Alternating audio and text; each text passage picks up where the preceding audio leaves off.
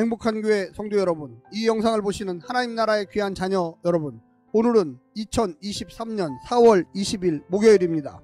오늘 매일 성경 본문에서는 모세의 지도력에 대한 강력한 도전이 광야 생활 중에 계속되고 있습니다. 12장의 미리암 사건, 14장의 다른 지도자를 세우고 애굽으로 가려고 했던 가데스 바네아 사건, 모세의 말을 어기면서 가나안 땅으로 올라간 사건 등입니다.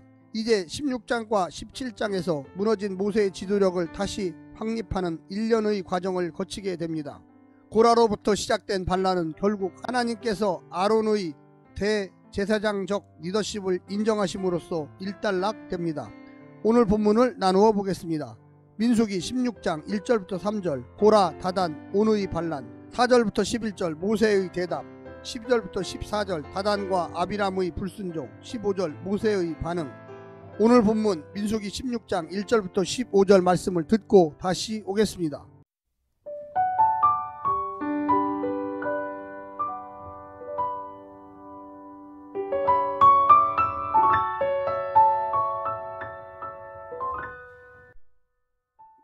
민수기 16장.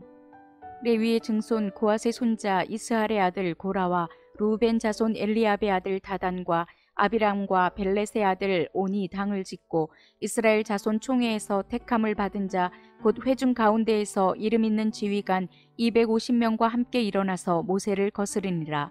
그들이 모여서 모세와 아론을 거슬러 그들에게 이르되 너희가 분수에 지나도다. 회중이 다 각각 거룩하고 여호와께서도 그들 중에 계시거늘 너희가 어찌하여 여호와의 총회 위에 스스로 높이느냐.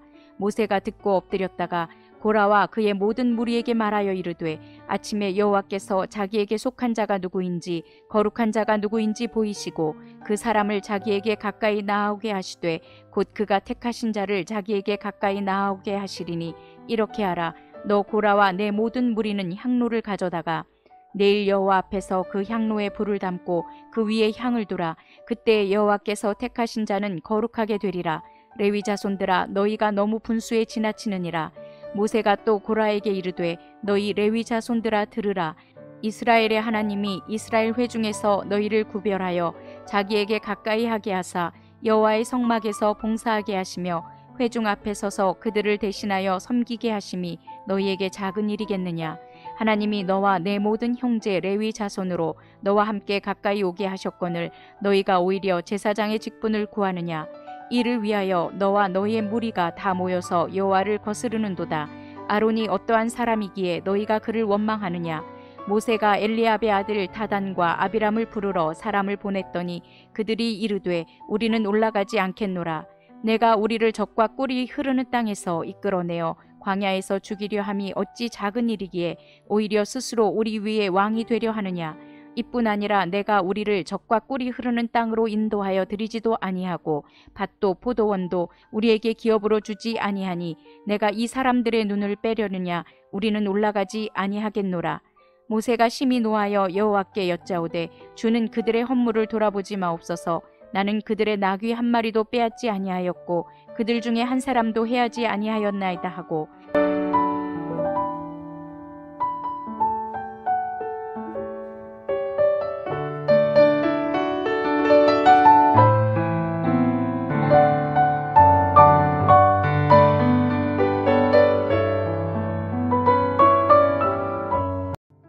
본문은 이스라엘 백성의 광야 생활을 특징 짓는 중요한 사건 중의 하나입니다. 이스라엘 백성의 광야 생활 중에 일어난 실제 사건들은 거의 소개하지 않는데 본문의 반란 사건은 자세히 언급되었습니다. 그리고 이스라엘 역사를 통해 이 사건이 반복적으로 교훈과 경계의 목적으로 소개된다는 점에서 이 본문의 중요성이 두드러집니다.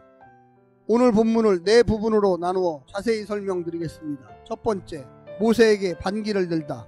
네이 사람 고라와 누벤 지파 사람 다단, 아비람, 온이 모세와 아론에게 반기를 들었습니다. 여호와 말고는 모두 동등하게 거룩한 백성인데 둘이 너무 하나님 노릇한다는 것이었습니다. 그들은 아론의 제사장직을 다른 레위인과 공유해야 한다고 주장했습니다. 질서를 무시한 평등주의를 개혁적이라고 오해하지 마십시오. 사실 권력욕과 물욕에 눈이 멀어 권위를 무시하려는 오만일 수도 있습니다. 두 번째는 감사 결여에서 나오는 불만.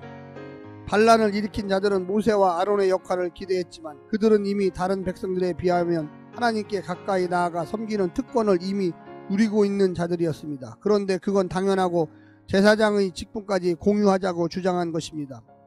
하나님이 어떻게 생각하시는지에는 관심이 없고 자신들이 원하는 것만 강조합니다. 다수가 원하면 그것이 하나님의 생각이 되는 것입니까? 말만 봉사일 뿐 그들은 자신들의 레위직 봉사를 하찮은 일로 여겼기에 더 큰 봉사를 구한 것입니다. 이들은 섬김의 자리를 떠나 굴림의 자리에 앉으려고 했습니다. 그것은 인간에 대한 반역이 아니라 그들을 세우신 하나님에 대한 반역입니다. 세 번째는 모세가 하나님께 묻기로 하다. 반란 앞에서 모세는 엎드립니다. 기도했을 것입니다. 하나님께 물었을 것입니다. 자기 말로 권위를 지키려 하지 않았습니다. 본질적으로 이것은 모세 자신이 아니라 하나님을 향한 반역이었기 때문입니다. 모세는 하나님께 물어서 누가 인정받는지 알아보고자 제안했습니다. 향로를 가지고 성소에 모이라고 요구합니다. 향을 드리는 일은 제사장만의 권한이며 제사장들도 어긋나게 향을 피우면 죽임을 당합니다. 단순한 불만 표출이나 개혁 요구가 아니라 살고 죽는 것이 걸린 문제였습니다. 마지막 네 번째는 하나님께 묻기를 거절하다.